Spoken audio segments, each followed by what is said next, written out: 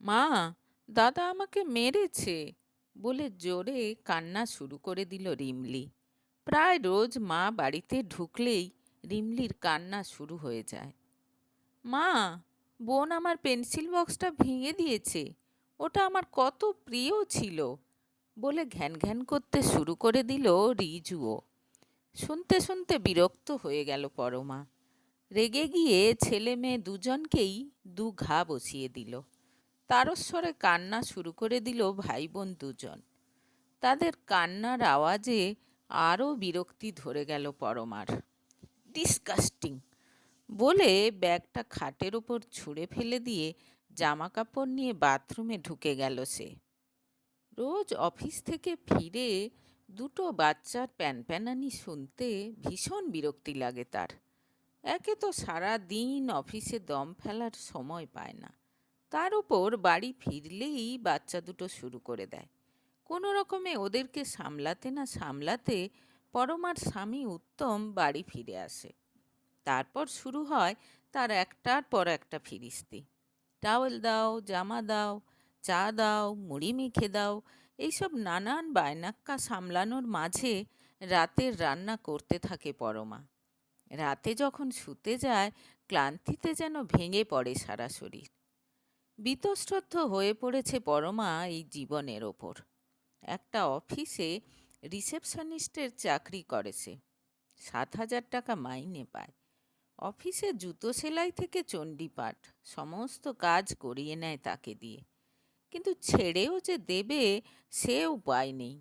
উত্তম যা মাইনে পায় তাতে সংসার চালানো কঠিন হয়ে পড়ে। পরমার টাকাটায় কিছুটা হলেও হেল্প হয়। বাথরুম থেকে বেরিয়ে এক কাপ চা নিয়ে মোবাইলটা খুলে বসল পরমা। এই সময়টা তার খুব প্রিয়। মোবাইলে এটা ওটা দেখতে লাগলো সে।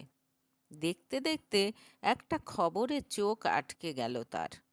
প্রাচী শর্মার নতুন অ্যাফেয়ার শুরু হয়েছে। পরমার প্রিয় নায়িকা প্রাচী। স্ক্রল করতে করতে প্রাচীর বেশ কিছু পুরানো ভিডিও সামনে চলে এলো। একটা ভিডিওতে প্রাচী একটা হ্যান্ডসাম নায়কের সঙ্গে ঘনিষ্ঠ হয়ে নাচছে। দেখতে দেখতে কল্পনার রাজ্যে হারিয়ে গেল পরমা। সত্যি এইসব নায়িকাদের জীবন কি সুন্দর! মাঝে মাঝে ভাবে পরমা, ভগবান তো সবাইকে সৃষ্টি করেছেন, তবু মানুষে মানুষে কত ফারাক। এই যে প্রাচী শর্মা, এর নাকি খুব সাধারণ একটা ফ্যামিলিতে জন্ম, অথচ আজ সে কোথায় পৌঁছে গেছে। এদের লাইফস্টাইল দেখলে মনে মনে খুব ঈর্ষা হয় পরমার। মাঝে মাঝে তার খুব ইচ্ছে হয় একটা দিন অন্তত যদি এদের মতো করে জীবনটা উপভোগ করতে পারত।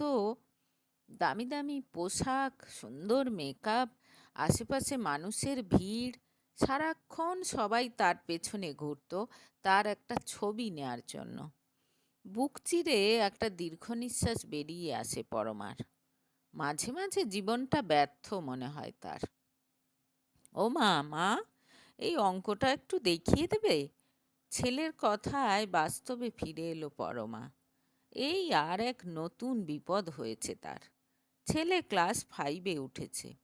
প্রায় এই অঙ্ক করতে গিয়ে হোঁচট খায়। আর তখন পরমাকে ডাকে বুঝিয়ে দেওয়ার জন্য।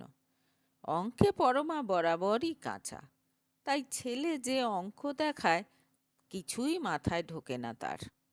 কদিন থেকে ভাবছে একটা টিউশন দেবে, কিন্তু টাকা পয়সার কথা মাথায় রেখে পিছিয়ে যাচ্ছে বারবার।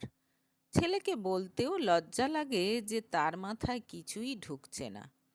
কোনো রকমে কাজের অজুহাত দিয়ে তখনকার মতো বাঁচল সে। উত্তম মোটামুটি তবু অঙ্কগুলো করে দিতে পারে। সে এলে তখন করে দেবে। আবার মোবাইলে মনোনিবেশ করল পরমা। আজ একটু বেগুনি ভেজে দেবে? অফিস থেকে ফিরে আবদার ধরল উত্তম। সঙ্গে সঙ্গে রেগে কাঁই হয়ে গেল পরমা। আজ কয়েকদিন ধরে উত্তমকে বলছে বাইরে খেতে যাবে। কতদিন বাইরে খেতে যায়নি তারা, অথচ সে কথা কানেই তুলছে না উত্তম। ঝগড়া বাঁধিয়ে দিল পরমা স্বামীর সঙ্গে। পরমার কোনো একটা শখ আহ্লাদ পূরণ করতে পারে না উত্তম। এমনিতেই আজ কেন জানে না মেজাজটা কেমন যেন বিগড়ে আছে পরমার। তার উপর উত্তমের গায়ে লাগানো কথায় মেজাজ একেবারে সপ্তমে চড়ে গেল তার। তুমুল ঝগড়া লেগে গেল স্বামী স্ত্রীর। রাগের মাথায় বাড়ি ছেড়ে বেরিয়ে পড়ল পরমা। ধুত্তেরি, এর চেয়ে নিরুদ্দেশ হয়ে যাওয়া বোধ হয় ভালো। যদিও শেষ মুহূর্তে ব্যাপারটার গুরুত্ব বুঝে তাকে আটকানোর অনেক চেষ্টা করল উত্তম, কিন্তু পরমার তেজ কিছুতেই কমে না। রাস্তায় কিছুক্ষণ এদিক ওদিক ঘুরে বেড়ানোর পর বুঝতে পারল পরমা যাওয়ার কোনো জায়গা নেই। রাগটাও খানিকটা কমে এসেছে এতক্ষণে। বাচ্চা দুটোর নিশ্চয়ই খিদে পেয়ে গেছে। না, বাড়ি ফিরে যাওয়া ছাড়া আর কোনো উপায় নেই। মনস্থির করে বাড়ির দিকে হাঁটা দিল পরমা। ঠিক বাড়ির কাছে চৌমাথার মোড়ে এসে রাস্তা পার হতে গিয়ে হঠাৎ তীব্র আলোর ঝলকানি আর সঙ্গে সঙ্গে জোর একটা ধাক্কা। মুহূর্তের মধ্যে চারদিক অন্ধকার হয়ে গেল পরমার। হুঁশ ফিরতে পরমা দেখল বিছানায় শুয়ে আছে সে। এদিক ওদিক চোখ বুলিয়ে দেখল বিশাল বড় একটা রুম, চারদিকে দামি দামি আসবাবপত্র। খুব সুন্দর ডিজাইনের একটা পালঙ্কে শুয়ে আছে সে। খুব অবাক লাগলো পরমার। এটা কোথায় শুয়ে আছে সে? ভাবতে ভাবতেই শুনতে পেল দরজায় কেউ নক করছে। একরাশ কৌতূহল নিয়ে তাড়াতাড়ি উঠে দরজা খুলল সে। ম্যাম, আরসিসি নিউজের রিপোর্টার এসে বসে আছেন, রেডি হয়ে নিন, সামনে দাঁড়ানো হুমদো লোকটা বলল পরমাকে। কে আপনি? কি বলছেন এসব? অবাক হয়ে জিজ্ঞেস করল পরমা। সে কি ম্যাম, আপনার এখনও কাল রাতের হ্যাংওভার কাটেনি? ইন্টারভিউ দেবেন কি করে? চিন্তার রেখা দেখা দিল লোকটার কপালে। চট করে তার মুখের ওপর দরজা বন্ধ করে দিল পরমা। কে এই লোকটা? আগে তো কখনো দেখেনি। তার ইন্টারভিউ কেনই বা কেউ নেবে সেটাও বুঝতে পারল না সে। হঠাৎ তার চোখে পড়ে গেল বিছানার ওপরে দেওয়ালে টাঙানো ছবিটার দিকে। প্রাচী শর্মা, প্রাচীর ছবি এখানে? কিছু বুঝে ওঠার আগেই হঠাৎ আবার দরজায় ধাক্কা শোনা গেল। ম্যাম, চটপট ব্রেকফাস্ট সেরে নিন, তারপর আপনাকে রেডি করে দিই। খুব সুন্দর সাজগোজ পরা একটা মেয়ে সামনে দাঁড়িয়ে বলল পরমাকে। চুপচাপ তাকে ভেতরে আসতে দিল পরমা। এদের কাছ থেকে নিশ্চয়ই জানতে পারা যাবে ব্যাপারটা কি হচ্ছে। এতক্ষণে পরমা টয়লেট যাওয়ার তাগিদ টের পেল। টয়লেটে ঢুকে একেবারে অবাক হয়ে গেল পরমা। এত বড়, এত সুন্দর! হঠাৎ আয়নায় চোখ পড়তে চমকে উঠল পরমা। এ কি, আয়নায় যাকে দেখা যাচ্ছে সে তো অভিনেত্রী প্রাচী। সারা গায়ে মুখে হাত দিয়ে পরখ করল সে। তারই শরীর এটা, সে ব্যাপারে তো কোনো ভুল নেই। তার মানে কোনোভাবে সে এখন প্রাচী শর্মা হয়ে গেছে। কিন্তু মনের দিক থেকে তো সে পরমাই আছে। বেশ উত্তেজনা অনুভব করল পরমা। এবার সে নায়িকা প্রাচীর জীবন যাপন করবে। যাক, শেষ পর্যন্ত ভগবান তার ডাক শুনেছে। কাজ সেরে টয়লেট থেকে বেরিয়ে এলো প্রাচীরূপী পরমা। মনে তার ভীষণ আনন্দ। এখন খিদে নেই জানিয়ে দিতে একটা মেয়ে এসে অন্য একটা রুমে নিয়ে গেল তাকে।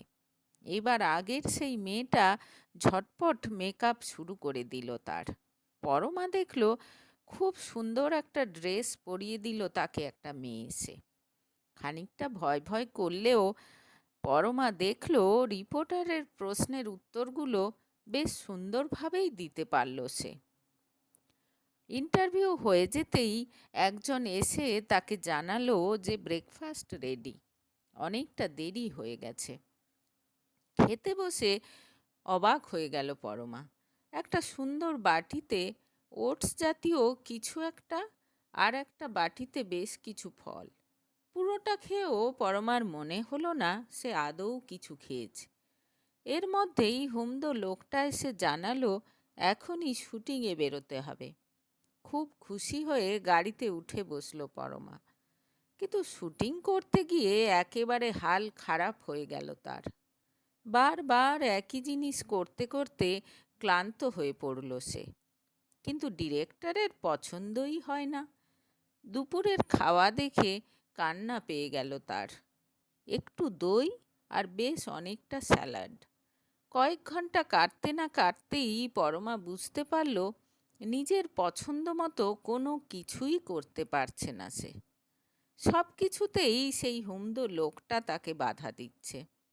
রাতে যখন বাড়ি ফিরল তখন পরমা এতটাই ক্লান্ত যে কিছু না খেয়েই শুয়ে পড়ল।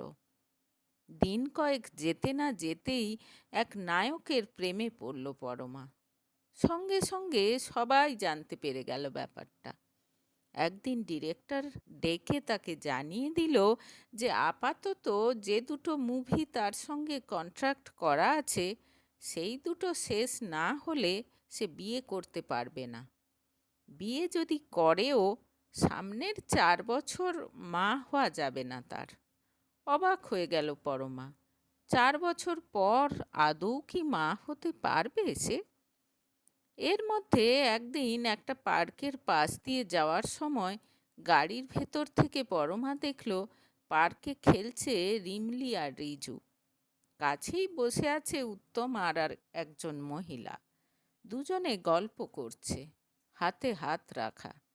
গাড়ি দাঁড় করিয়ে রিজুকে ডাকলো পরমা। এদিকে তাকালেও চেনা কাউকে দেখতে না পেয়ে আবার খেলায় মন দিল রিজু। দেখে মনে হলো দুই ভাই বোন খুব আনন্দে আছে। বুকের মধ্যেটা কেমন যেন করে উঠল পরমার। একটু দাঁড়ান, এখানে নামবো। ড্রাইভার গাড়ি স্টার্ট দিতেই বলে উঠল পরমা। খেপেছেন ম্যাম? এরকম একটা জায়গায় আপনাকে দেখলে এখনই চারদিকে ভিড় জমে যাবে, বলে গাড়ি চালিয়ে দিল ড্রাইভার। বাড়ি ফিরে মনটা কেমন খচখচ করতে লাগলো পরমার। উত্তমের পাশে ওই মহিলা কে? দুজন যেন দুজনের মধ্যে একেবারে হারিয়ে গেছে। তবে কি উত্তম আবার বিয়ে করেছে? ম্যাম, কাল থেকে আবার আপনাকে জিমে যেতে হবে। 500 গ্রাম ওজন বেড়ে গেছে আপনার। রোজ সকালে অন্তত 1 ঘন্টা ঘাম জড়াতে হবে জিমে। আর ডায়েটটাও, নয়তো ডিরেক্টর আবার। ধুত্তেরি, নিকুচি করেছে আপনার ডায়েটের আর আপনার ডিরেক্টরের। এটা কোনো লাইফ হলো? কোনো কিছু কি আমি নিজের ইচ্ছেই করতে পারবো না? যাই করতে চাই সবেতেই ভয় দেখান। ভিড়ের ভয়, মোটা হওয়ার ভয়, বুড়িয়ে যাওয়ার ভয়, খারাপ পারফরম্যান্সের ভয়, লোকের আজে বাজে কমেন্টের ভয়, সর্বোপরি জনপ্রিয়তা হারানোর ভয়। এত ভয় নিয়ে মানুষ বাঁচতে পারে? চিৎকার করে উঠল পরমা। আর সঙ্গে সঙ্গে মাথা ঘুরে পড়ে গেল। কিছুক্ষণ পর চোখ খুলে পরমা দেখল সামনেই ছলছল চোখে দাঁড়িয়ে আছে উত্তম। পাশে রিজু আর রিমলিরও চোখে জল। এদিক ওদিক তাকিয়ে বুঝল হসপিটালের বেডে শুয়ে আছে সে। ভগবানকে অনেক ধন্যবাদ যে তোমার জ্ঞান ফিরে এসেছে। আবেগে আপ্লুত হয়ে পরমার মাথায় হাত বোলাতে বোলাতে বলল উত্তম। ধড়ফড় করে উঠে বসল পরমা। এতক্ষণ তার মানে যা হচ্ছিল সেটা সত্যি নয়। মেয়েকে কাছে টেনে নিয়ে জড়িয়ে ধরল সে।